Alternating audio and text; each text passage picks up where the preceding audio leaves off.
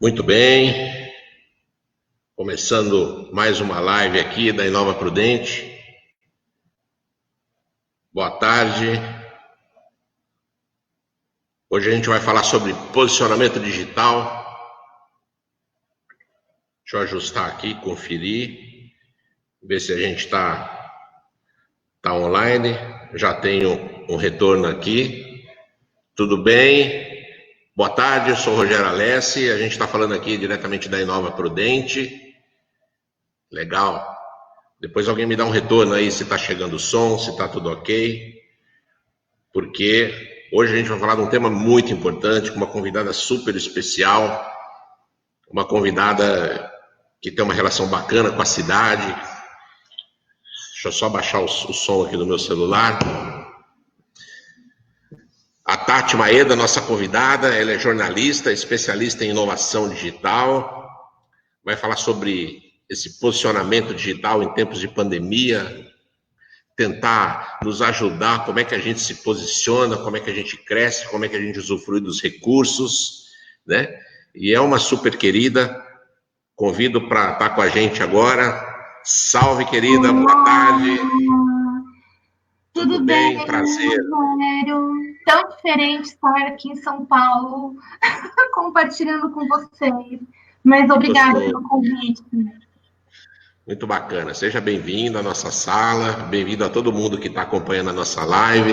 Eu vou colocar o tema aqui que a gente vai trabalhar hoje, né, que é como, quando, por quê. Nós vamos dar várias dicas aí, né, Tati, para todo mundo. Porque não é fácil. Aproveitar essa consultoria com uma pessoa super experiente, né? E já apresentei, a Tati Maeda é jornalista, especialista em inovação digital, e está aqui com a gente. Obrigado, viu, Tati, por ter aceito o nosso convite. Generosamente está aí cedendo o final da tarde para poder bater um papo com a gente.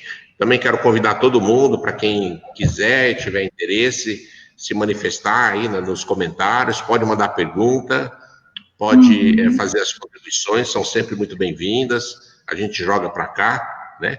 E vamos lá, vamos começar a falar, porque tem muita coisa para falar, né?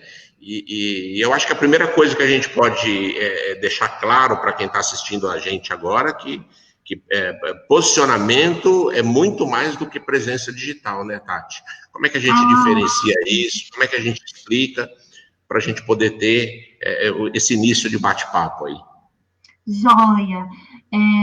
Como o Rogério está explicando, né, e falou, presença digital e posicionamento digital são coisas um pouquinho diferentes, né? Porque basta você criar um Facebook ou criar um site, criar um Instagram, Twitter, seja lá o que for, para que você seja reconhecido como alguém de valor ou alguém que faz alguma coisa que agrega conhecimento, se for um curso educacional, ou que resolve um problema de alguém, uma dor. Não.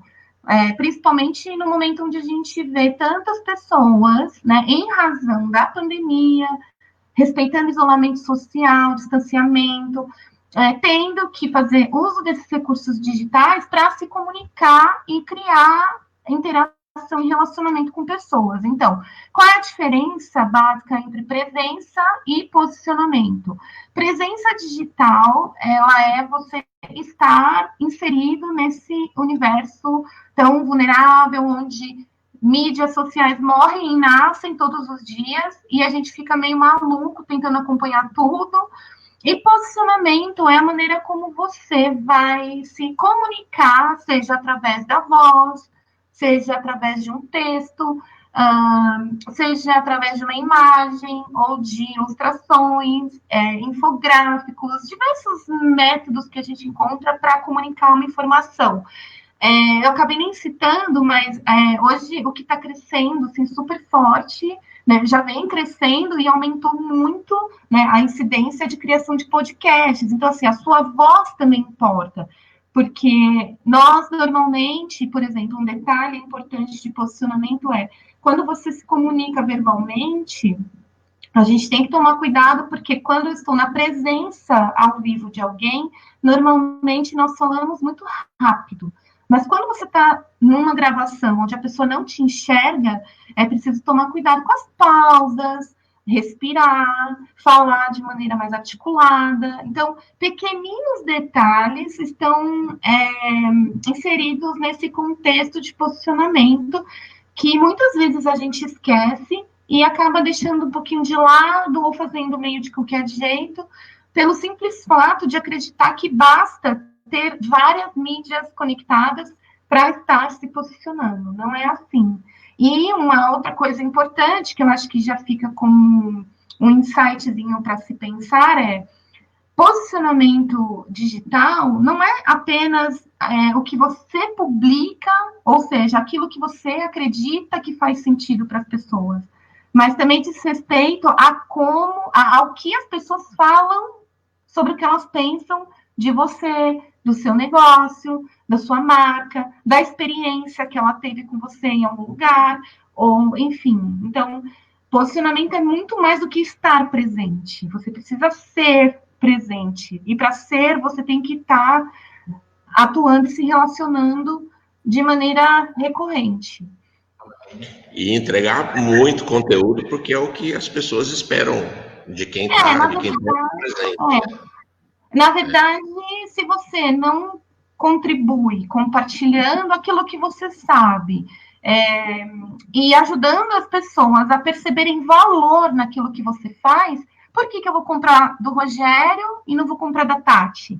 A diferença entre nós dois, para quem não conhece nenhum nem outro, basicamente vai estar no formato que isso é apresentado, seja falando, seja na imagem, seja no texto. Então, se a gente fosse imaginar que nós dois estivéssemos vendendo a mesma coisa e nós dois tivéssemos os mesmos recursos, então nós vamos poder escrever um texto e colocar uma imagem. Vai se diferenciar e se destacar, provavelmente, aquela pessoa, por exemplo, que quando falar sobre o produto ou sobre o serviço, mostrar isso de uma maneira muito mais cativante. Geralmente, vai cativar quando?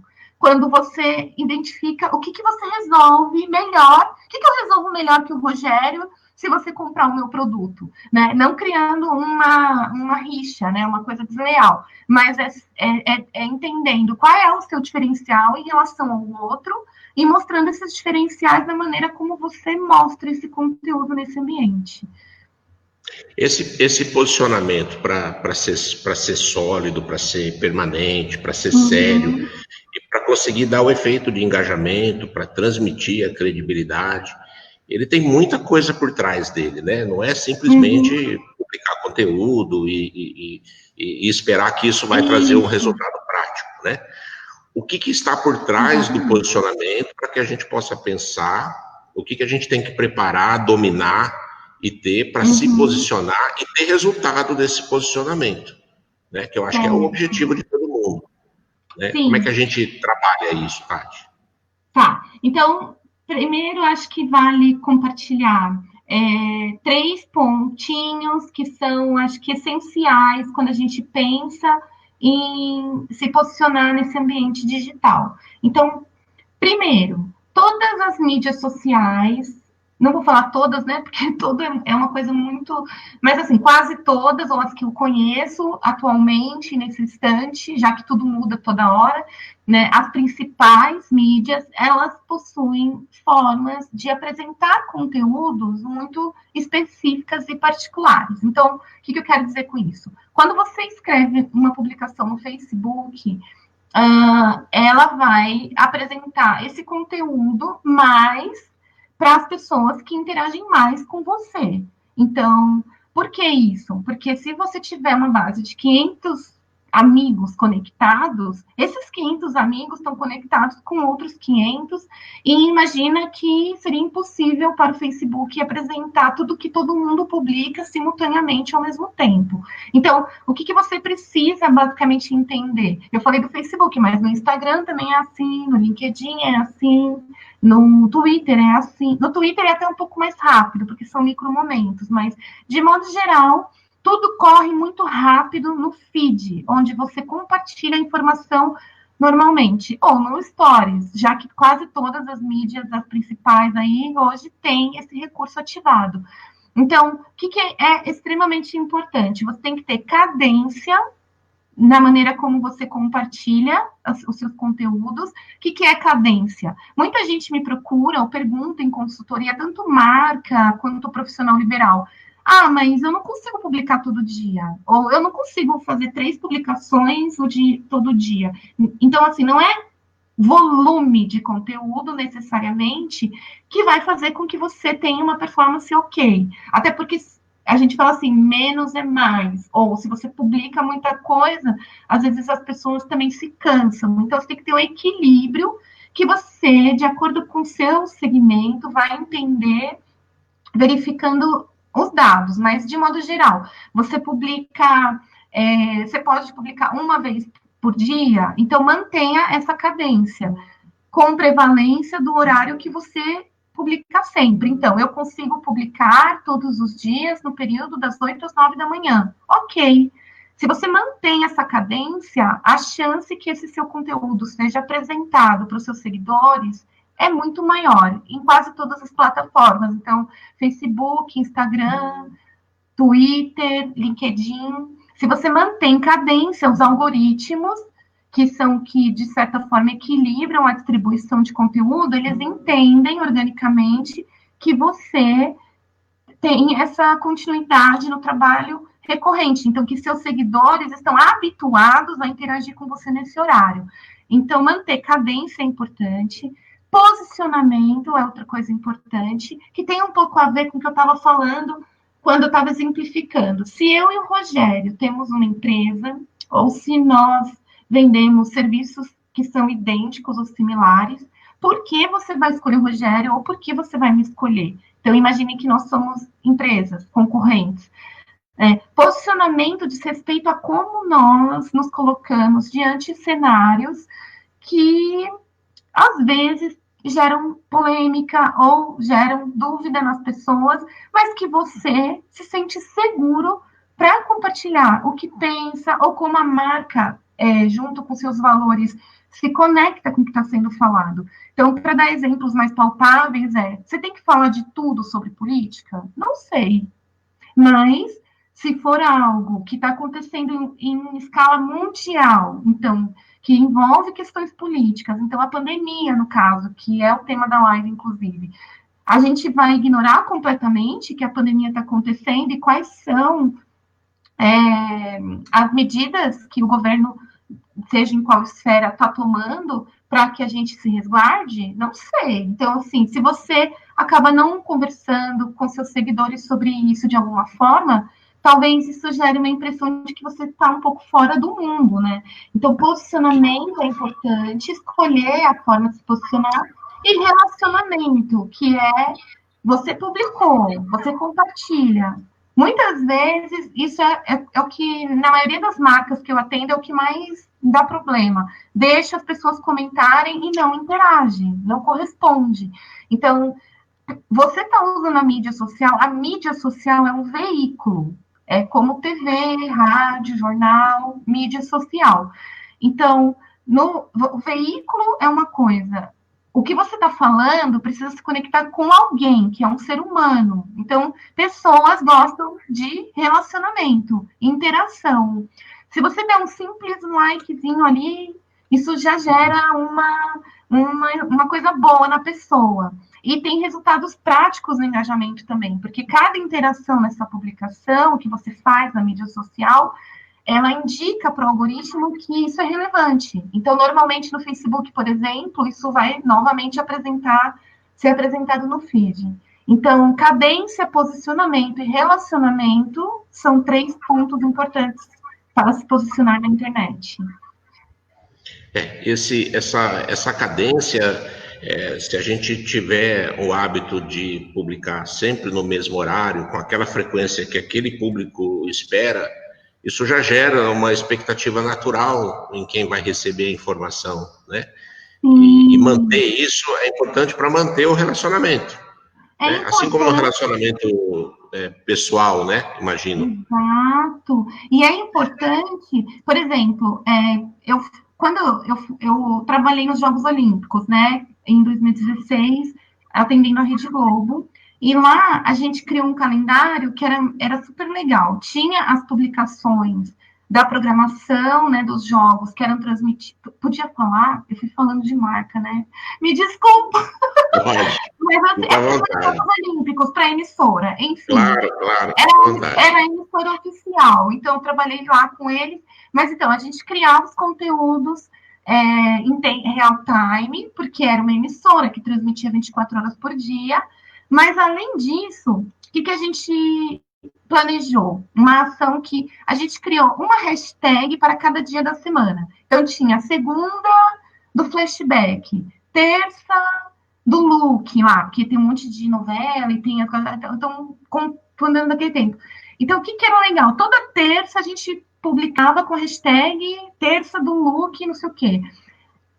Passou 2 semanas, as pessoas começaram, antes mesmo da gente publicar a nossa foto pela emissora, a elas compartilharem usando a hashtag, porque as pessoas elas se habituam às coisas. Então, quando você mantém a cadência e você cria uma palavra-chave e mostra para as pessoas de que modo que você está manifestando esse conteúdo, elas também podem se sentir chamadas principalmente quando você cria uma hashtag, porque naturalmente as pessoas costumam adotar as hashtags para serem encontradas. Então, quando elas publicavam, né?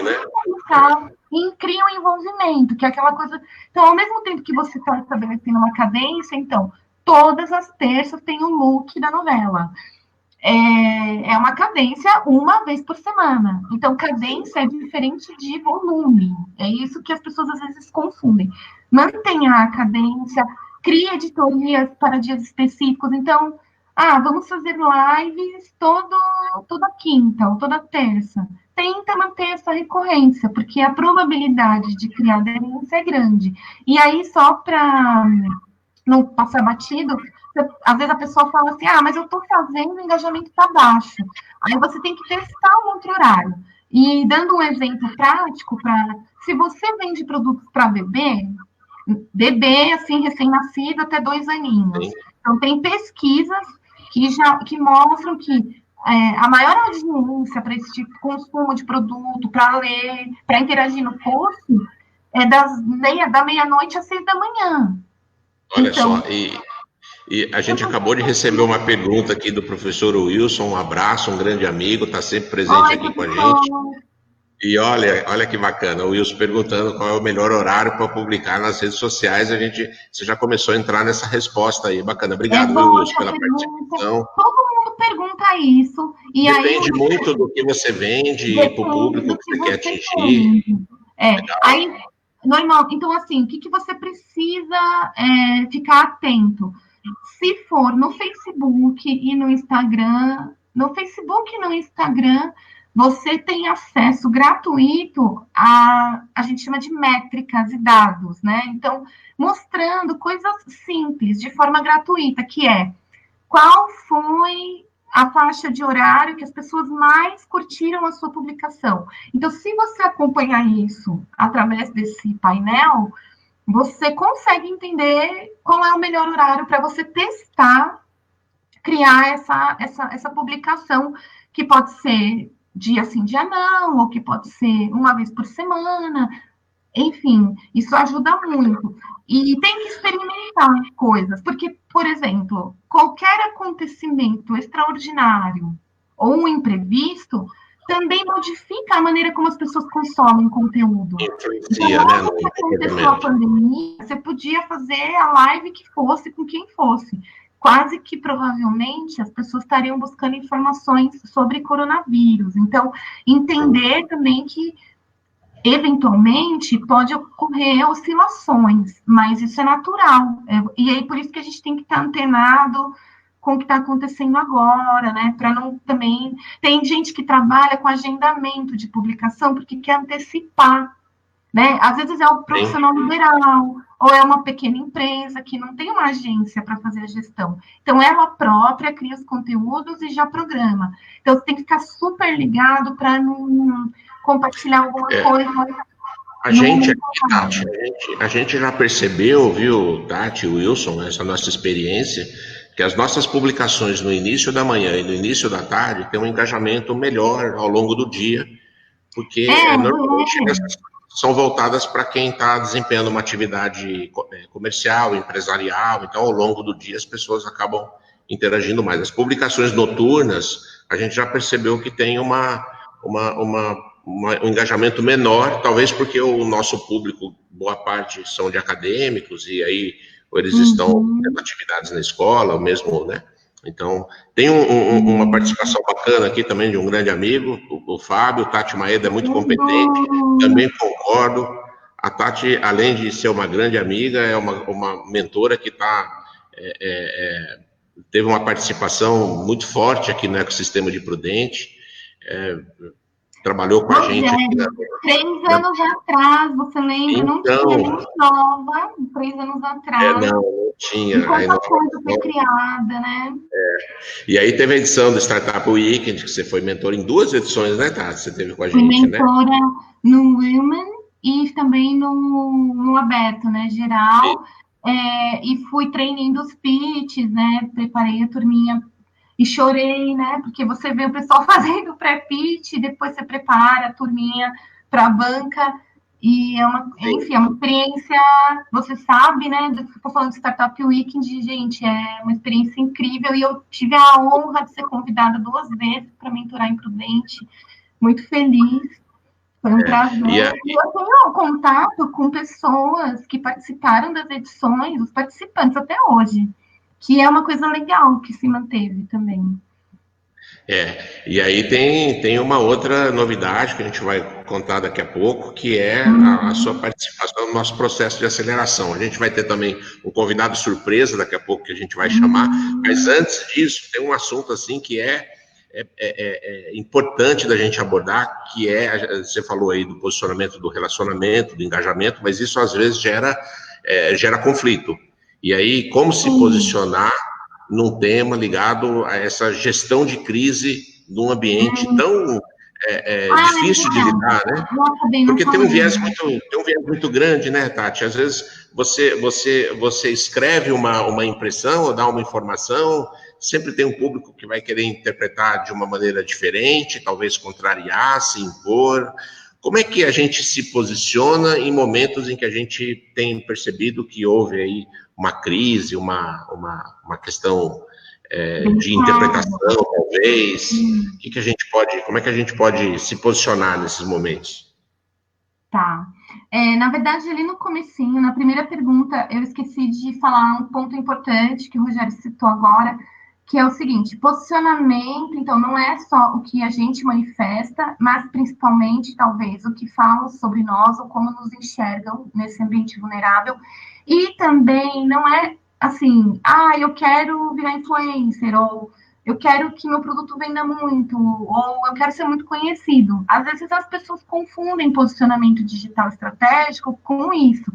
Posicionamento também diz respeito à gestão de uma crise. Então, assim, a marca às vezes está com uma imagem manchada ou com alguma questão a ser resolvida nessa esfera, que precisa ser ajustada para que limpar essa questão, deixar claro, transparente, resolvido, para que a partir daí você consiga projetá-la de uma maneira positiva. Então, como consultora de marketing especificamente voltada para posicionamento, eu tenho uma especialização em gestão de crise.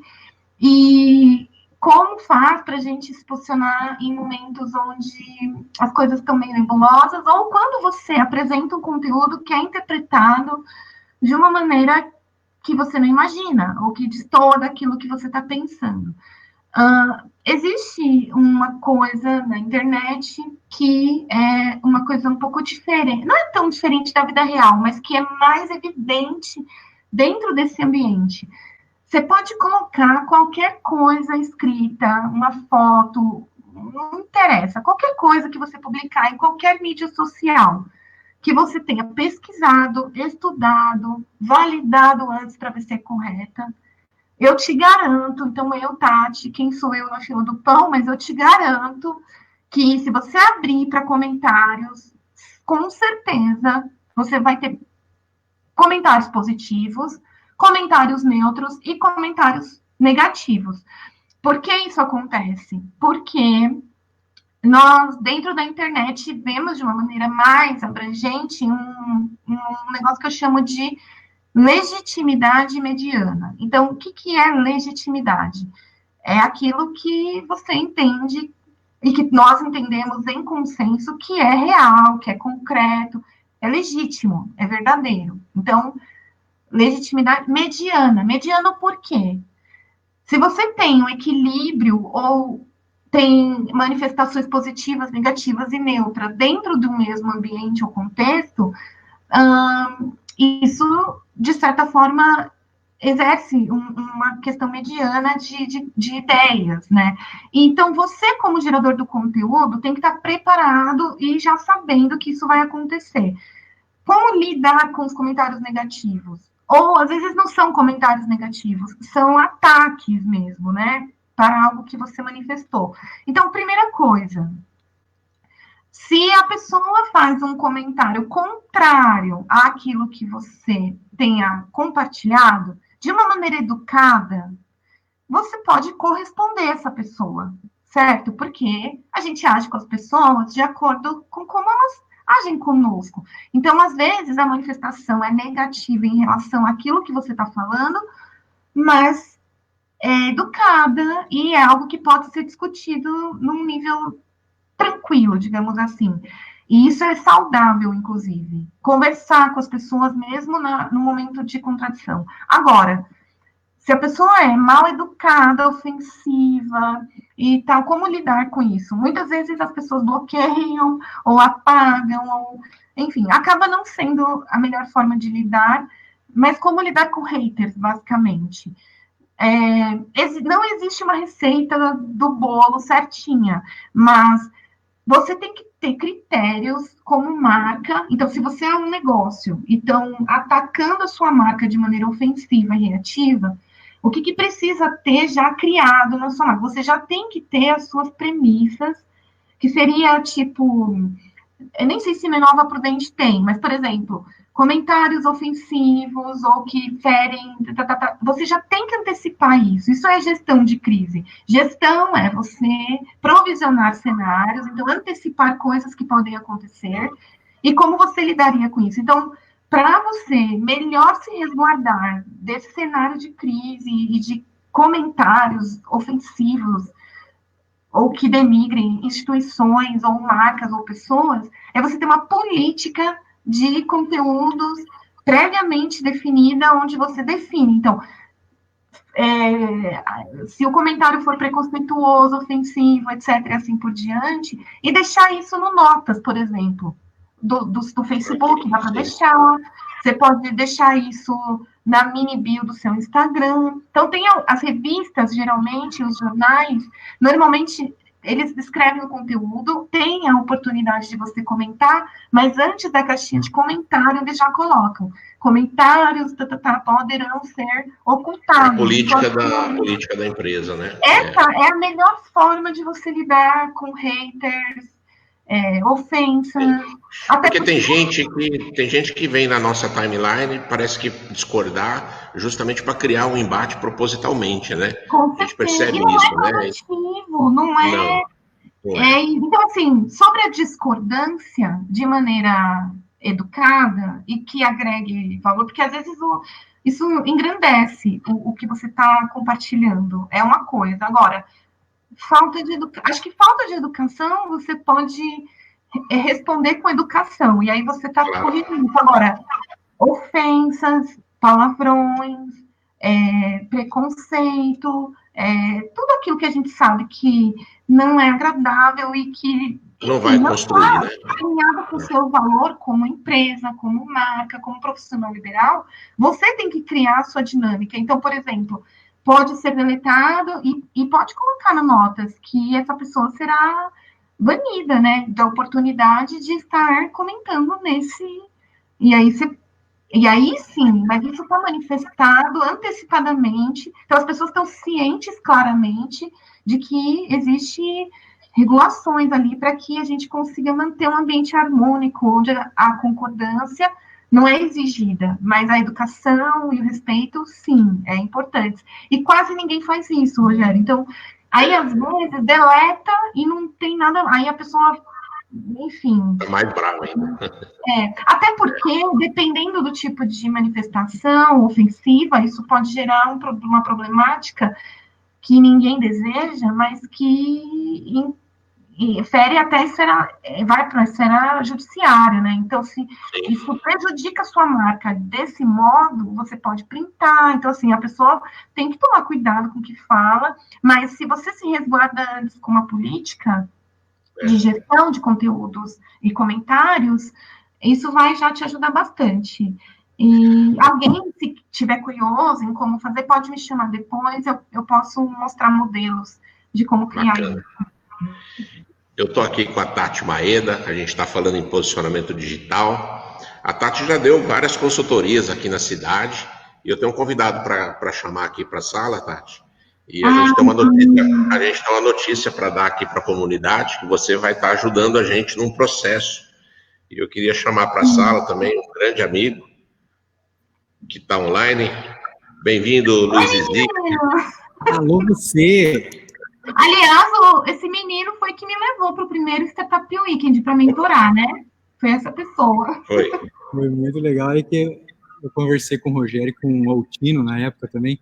Falei assim, você acha que a Tati vai aceitar vir para cá? Bicho, nós não somos nada. No fim do aí eu acho que foi o Rogério e o Altino falaram assim, nós já temos um não mesmo, pede lá. Aí o que aconteceu? E aí que ela feliz. Foi lindo, foi muito bom. Fiquei lisonjeada. Muito obrigada. Bacana. O professor Luiz Zizi, que é um especialista na área de inovação, a linha de mestrado dele é na área de impulsionamento e inovação, né, de projetos, trabalha com projetos inovadores, e também é um dos mentores da casa, prata da casa, e está nos ajudando aí na aceleração de projetos inovadores. A gente está rodando, Tati, terceiro edital de aceleração. A gente já acelerou quase 30 e poucos projetos. Estamos com mais 20 na casa para ajudar essa moçada a transformar as boas ideias, bons projetos em negócios inovadores e sustentáveis. E o Ezik está nos ajudando nessa coordenação e a Tati vai ajudar um pouco mais, né, Ezik? Conta aí qual que é a novidade para a gente. Então, agora nesse terceiro edital, a gente aprendeu algumas coisas, e uma das coisas é que a gente separou esse processo, né, de aceleração todo. Então a gente está chamando agora nessa primeira etapa de pré-aceleração, que é para fazer com que os projetos que estão na cabeça ainda, não tem nada documentado, não tem nada desenvolvido, não tem nada prototipado, que eles possam pensar nisso nessa fase agora, que começou dia 24/3 e vai até dia 27/7. 24/7, se não me engano. E a Tati vai entrar agora, já na prova, em junho, isso, você vai entrar em junho. E o que você vai falar? O que você vai passar para esse pessoal que está com esse projeto ainda na cabeça, né, Tati? Porque depois que eles passarem por isso, a gente espera que eles estejam já mais maduros, que é a linha que eu trabalho dentro da academia, modelos de maturidade para startups. E aí eles vão estar prontos para começar o processo de aceleração mesmo, que aí é onde nós vamos ter mentores diariamente com eles, dando tarefas para eles cumprirem. Mas agora, para o cara que tem só uma ideia, e que está assistindo a gente agora, que tem só uma ideia e quer começar ela dentro do teu cenário, dentro do teu mundo, dentro da tua expertise, o que ele precisa fazer? Então, pensando em startups especificamente, normalmente as startups estão rodando, meio começando, testando várias coisas, tentando entender e validar se a equipe que eles estão montando é a melhor, não é melhor. É um momento de muitos ajustes. E às vezes escapa na lembrança, né, de todo mundo que está envolvido na criação do modelo de negócio e das ideias que, seja lá o que você esteja criando, isso precisa ser desejado, né?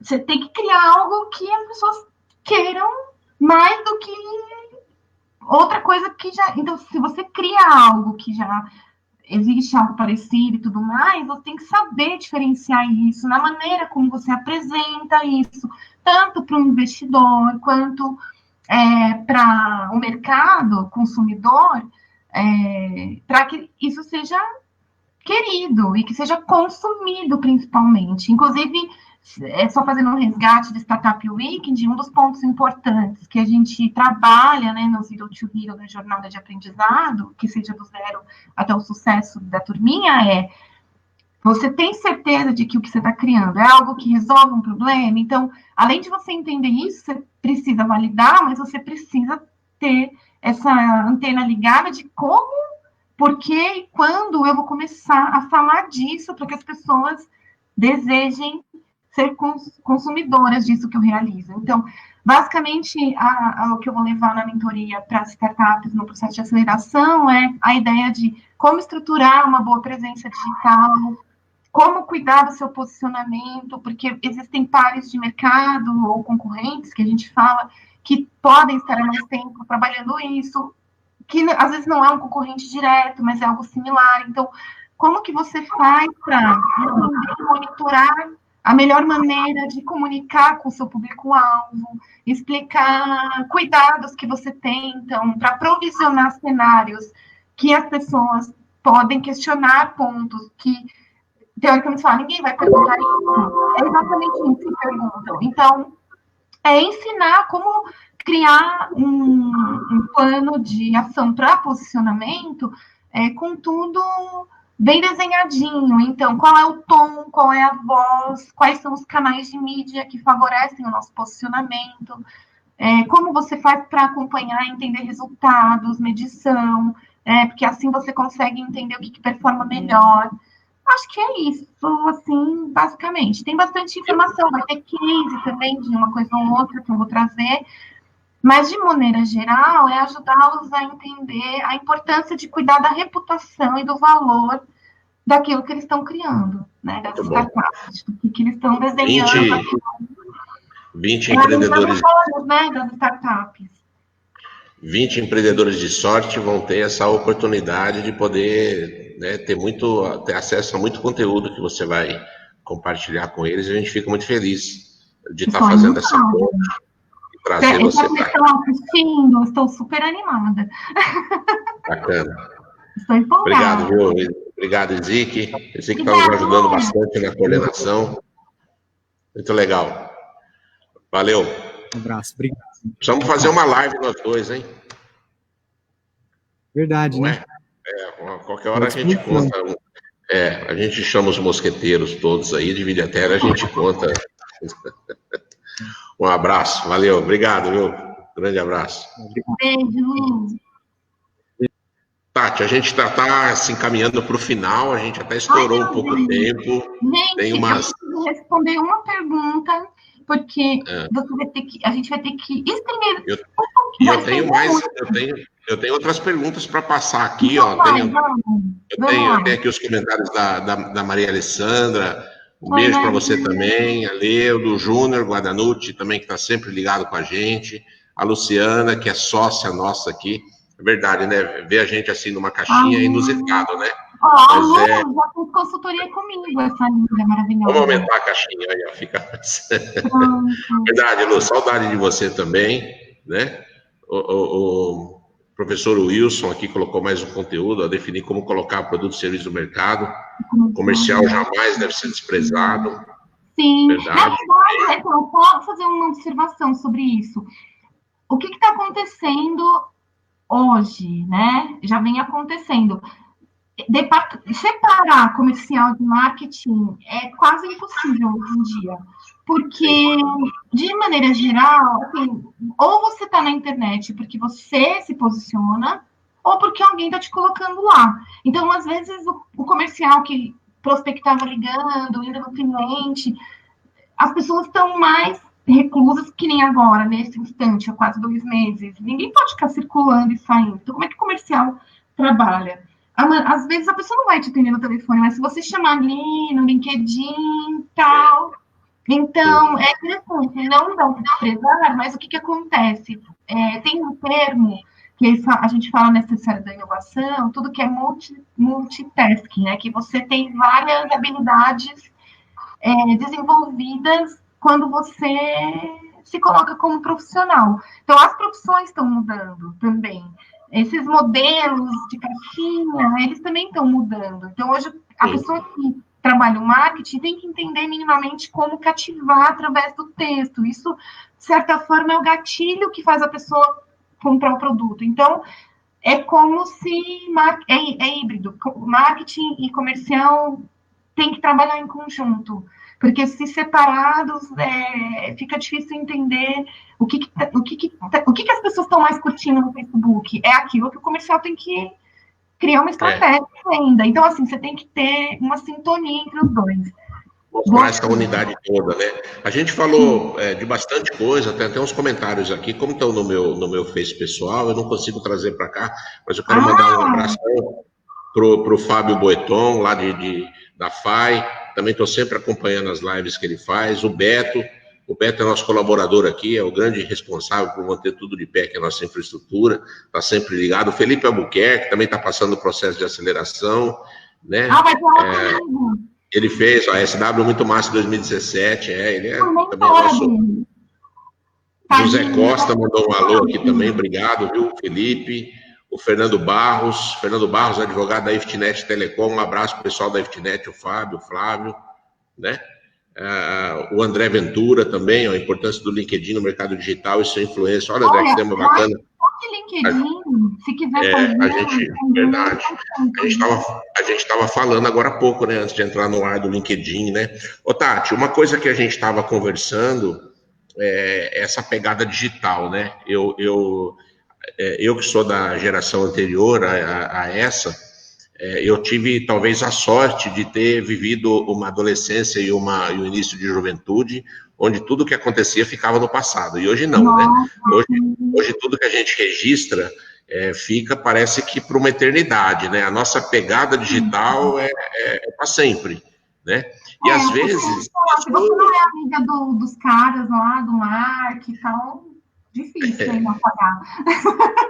E às vezes isso pode despertar alguns assuntos antigos, embates que já aconteceram, né? Então, essa é mais uma preocupação que as empresas têm que ter, que as pessoas têm que ter, quer dizer, ao se posicionar, né, tentar recuperar e lembrar todo o histórico, como que foi esse posicionamento ao longo dos anos, para não se contradizer, né? Porque hoje está muito fácil, você coloca uma informação hoje e rapidamente alguém recupera alguma coisa que você falou diferente daquilo que você está escrevendo hoje, muito rapidamente. Está tudo à distância de um clique, né?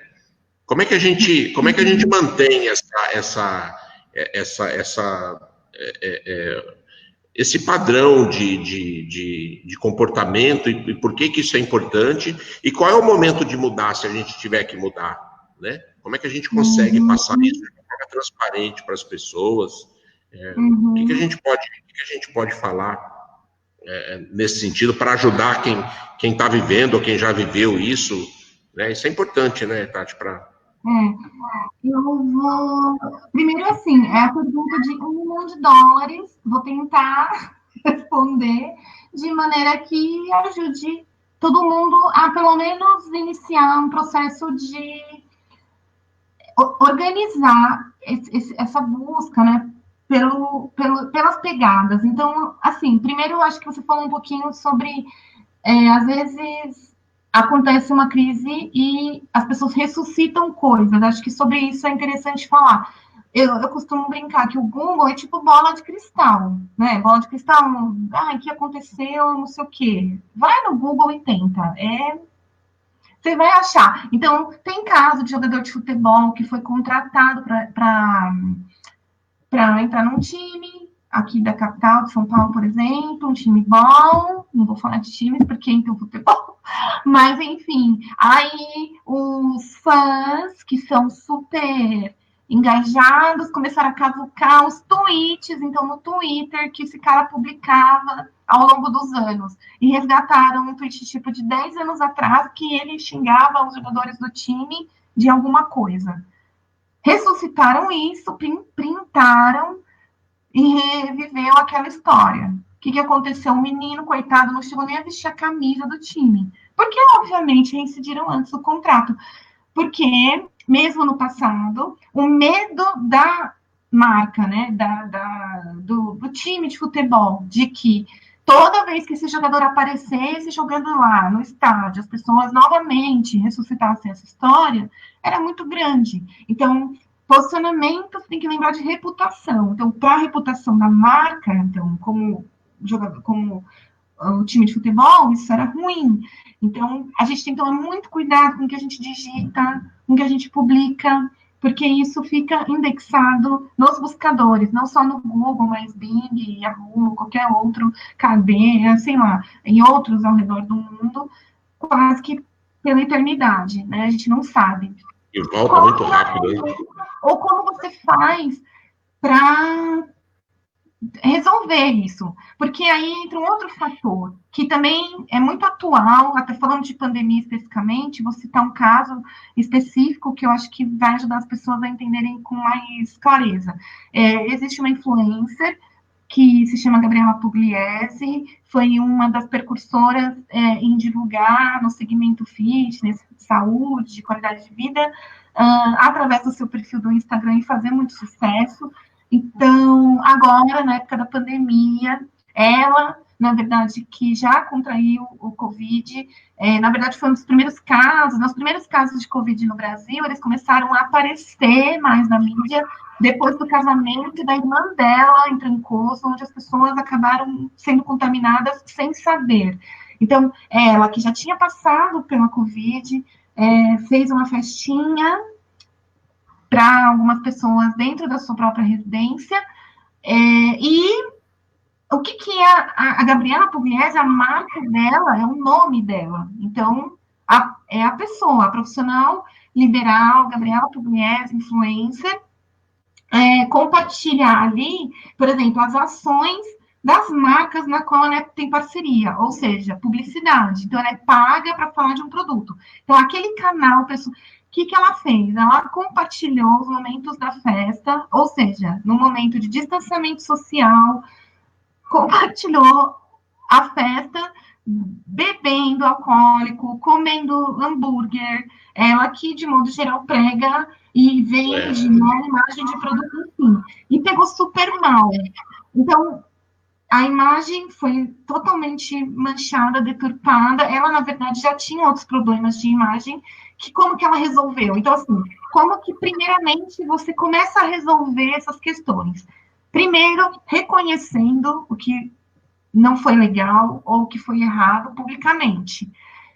Pode ser por texto, pode ser por... Enfim, mas sempre é melhor você colocar o seu rosto lá. Então, se você é uma empresa, qual é a imagem que mais representa o valor da marca? Geralmente são as lideranças. Então, é mais importante que um líder, né, com uma assessoria de comunicação, crie lá um conteúdo onde essa pessoa mostre o rosto, fale, se pronuncie.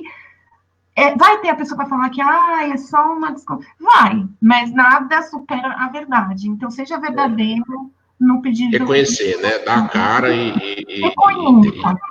Tem gente que não vai acreditar? Tem, mas tá lá, tá registrado, você se desculpou e você reconhece. Depois disso, é importante você trazer o que é de mais verdadeiro e genuíno naquilo que você oferta. Então, por exemplo, só para terminar o caso da Gabriela, tá? No caso dela, por exemplo, não bastou pedir desculpas, ela pediu. Mas, assim, ela fez a festa à noite, na manhã não, meio-dia do dia seguinte, que foi a hora que ela acordou. Ela estava cheia de inbox lá questionando ela. Ela se desculpou, ela se retratou. Mas como não é a primeira vez, então, claro, em reincidências, né, gente? Ela já tinha pedido desculpa umas 10 vezes já. Então, ela foi perdendo, ela perdeu mais de... acho que mais de 1 milhão de seguidores em um dia, assim, foi uma coisa absurda. 150 mil pessoas em uma hora, né? e ela acabou decidindo por deletar o perfil. Só que no Instagram, por exemplo, quando você deleta o perfil, na verdade ele fica inativo. Por que ela fez isso? Ela não fez porque ela fez porque quando ela deleta o perfil, você não consegue parar de seguir ela, tá, gente? Então, quando ela entender que a imagem dela tá melhorando, que a reputação tá melhor, ela vai reativar esse perfil. Não sei quando vai ser. Mas voltando para o foco. Então, faça primeiro uma retratação, de preferência, sim, com as lideranças que representam a empresa, ou se você é um profissional liberal, você mesmo se retratando. Depois, você tem que trazer conteúdos, né, de maneira mais transparente possível e que mostre a cultura de valor da sua marca. Então, o que vocês preservam, né? Como que vocês... E reconhecer que erros acontecem, mas que é para frente que se anda, né? Tem outros casos de influencer que mostram melhor as consequências de posicionamentos inadequados e como você resolve a crise. Aqui vai ficar muito extenso, já vai dar 1 hora de live, mas, assim, tem influencers que fizeram coisas ruins, assim, bem chatas, se retrataram dessa forma que eu estou falando e que continuam performando bem. Ou seja, depende muito da verdade que você transmite na forma como você compartilha a sua retratação. Acho que é isso, assim, de modo geral, você tem que se retratar. É difícil isso, mas é importante ser transparente. As pessoas conseguem perceber a sinceridade, a honestidade, mesmo na hora da retratação, né? Isso é importante, né? E aí tem outra coisa, assim, acho que vale falar. Não espere acontecer a crise. Então, assim, eu trabalhei anos no Reclame Aqui, né? Eu era consultora de gestão de crise lá, de várias marcas. Quem quiser acessar meu LinkedIn, dá uma olhada lá. Então, ou então Reclame Aqui. Nunca vai ter nenhuma reclamação sobre o seu produto? Não tem isso, né, gente? Acontece. É natural ter reclamação, discordância. Mas o importante é entender como que a marca se posiciona diante desse cenário. Então, se você sempre reconhece quando você erra, se você agradece quando alguém te corrige, né? Eu costumo até falar, pensa na vida real. Se você entende que você está errado, e ajuda a corrigir, o que a gente... Naturalmente... Então, assim, empatia, nesse momento, ela é essencial, é importante. Né? Isso tudo vale para a empresa, mas vale muito também para o profissional liberal, né, Tati? Eu estou aqui com uma mensagem de um amigo, Fernando Barros, advogado, e ele tá mandando uma mensagem aqui, pena que não dá para jogar aqui na tela, porque é um outro perfil, né? Que ele mesmo como advogado, ele teve que mudar a maneira de abordar o cliente, como atender, como prestar consultoria eficiente, objetiva. Né? Então, eu entendo, porque, assim, eles têm ainda uma série de premissas ligadas à ordem dos advogados, tem outros dentistas também, profissionais de médico, tem que lembrar sempre de respeitar essas regras, né, das próprias das federações e regulações ligadas à esfera do negócio. E acho que fazendo um gancho sobre isso, que eu não posso deixar de responder, porque vocês compartilharam um evento no Facebook e uma pessoa lá fez uma pergunta que é mega importante, acho que para talvez encerrar, mas que eu não queria deixar de falar. A pessoa perguntou se o posicionamento como funcionário é igual a marca, tem diferença. Então, dica rápida, assim, como funcionário, você tem que primeiro entender como que essa marca lida com essa questão de se apresentar na internet. Por que eu falo isso? Ainda existe no Brasil, principalmente, uma coisa assim, mas o meu funcionário está no LinkedIn, viu, marcas? Escutem aí. Mas será que ele está procurando emprego? Não não, está no LinkedIn, gente, e aí dá para falar só de LinkedIn outro dia. LinkedIn não é currículo na internet. O LinkedIn é uma mídia social que te permite mostrar o que você faz com o que você diz que sabe. Então, a pessoa está lá para ler artigo, ler insights, aprender, estudar, tem várias coisas legais lá. Então, mas tem empresas que, infelizmente, ainda têm uma certa insegurança de ver o seu profissional inserido ali. Então, primeiro, para ninguém perder o emprego, para ficar tudo bem, tem que primeiro entender como que essa empresa se posiciona. ela está lá na internet, ela está no LinkedIn, porque senão pode ser que ela te observe como alguém que está querendo bater asas e voar. Então, essa é uma leitura equivocada, mas acontece, por isso que eu estou alertando. Então, se você é funcionário, eu recomendo que você procure saber, seja mesmo pequena empresa, fala com o seu líder, entende? Eu gosto de escrever artigos, posso? Manifesta isso. Não é para falar de cliente, é para falar sobre algo genérico que pode ajudar outras pessoas. Então, troca uma ideia, né? A não ser que, sim, você queira realmente fazer uma transição. E aí esse é um momento importante para você se posicionar. E existem marcas que já entenderam que sem a força do colaborador, elas não conseguem performar bem. Então, o que eu quero dizer com isso? Se você é um grande negócio e você acha que você vai ficar publicando na fanpage, publicando no LinkedIn e vai ter um monte de fã, não vai acontecer assim. Porque o engajamento das páginas de negócios, ele é impulsionado pela força do colaborador. Então, assim, o que as pessoas gostam não é de ver a marca falando dela, é entender o que o funcionário sente trabalhando lá. Então, a melhor estratégia é você, como funcionário, mostrar para a sua empresa que vale a pena trabalhar em conjunto, marcas e colaboradores, porque isso engrandece o valor dos dois. Acho que isso é importante, assim, de se falar. Parece. E é uma tendência forte. Empresa que fica criticando funcionário, que compartilha, que comenta, que se posiciona de alguma forma. Gente, o mundo é aberto, as informações são livres. Só mais uma coisinha, no LinkedIn, não é o funcionário que procura emprego, é as marcas que ficam de olho nas pessoas e contratam. Você não precisa estar desempregado para ser contratado no LinkedIn. Normalmente, um comentário. Elas são contratadas, elas são chamadas ali para propostas. Teve até uma participação aqui do André Ventura, no outro perfil nosso, que ele fala a importância do LinkedIn no mercado digital, a sua influência, você foi até além, né? Essa questão do comportamento das próprias empresas, né? Tati, a gente estourou. Que gostoso, é bacana, e as pessoas participam, o pessoal mandando mensagens, tem ainda algumas coisas que não vai dar para a gente poder falar aqui. Bom, o Felipe faz uma participação bacana, né? Pessoas seguem pessoas, bacana isso aí, né? Só muda o meio, né? Quer dizer, a gente, ao invés de ter uma relação pessoal, está usando as redes, né? É veículo. Tanto que para você, a gente, como é que eu faço para aparecer melhor? Tem que pagar. É veículo de mídia. Como que chama mídia? Porque rede social acontece sem tecnologia. Rede é o que a gente fazia antes já existia. A rede independe. A rede social independe de tecnologia, de internet. É uma pessoa mais uma juntas, é uma rede de pessoas. Agora, mídia é o veículo que conecta mais pessoas nessa rede. E o que o Felipe falou casa com isso, né? Quero agradecer demais a participação. Está aqui um outro contato. Entrou o Bruno Damasceno, um abraço, Bruno, obrigado, viu, pela participação. Eu me seguir nas mídias, porque... O Bruno Garcia, diretor aqui da Inova, também está ligado, legal, Bruno, um abraço, parabéns pelo trabalho que você vem fazendo.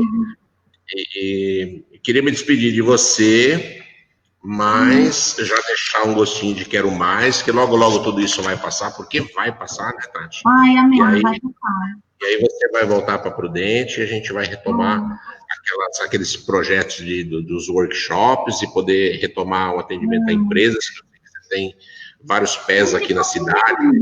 Os últimos que eu fiz foi em julho do ano passado, tô com saudade. Valeu. Tati, obrigado demais, viu? Foi um prazer. Obrigado ao pessoal que acompanhou a gente, a intervenção, o Luiz Zizic, que também entrou. Um grande abraço, os acelerados que estão participando aqui, o pessoal da live, foi um prazer. Semana que vem, a gente vai ter uma outra live para divulgar também uma parceria que a gente fez com a Digital Innovation, que está doando 1.000 bolsas de capacitação tecnológica aqui para a cidade, para a gente ajudar um pouco mais a impulsionar o ecossistema local. Você é uma das madrinhas do nosso ecossistema, tem uma participação desde os primeiros dias, e é um orgulho para a gente ter você sempre por perto. Obrigado, viu, Tati? Muito por tudo. Obrigada a você pela oportunidade. Passamos mais meia hora. Coitado. Ai, amigo, que saudade. Gente, comendo a pessoa, eu conheço muito. Nossa, é nossa aqui também, amigo. Mas, assim, agradeço muito, agradeço as pessoas que esperaram todo esse tempo. E, claro, me sigam do jeitinho que está escrito aqui na legenda. Tati Maeda no Instagram, no LinkedIn, principalmente Instagram e LinkedIn é onde minha presença é mais ativa, o Rogério sabe.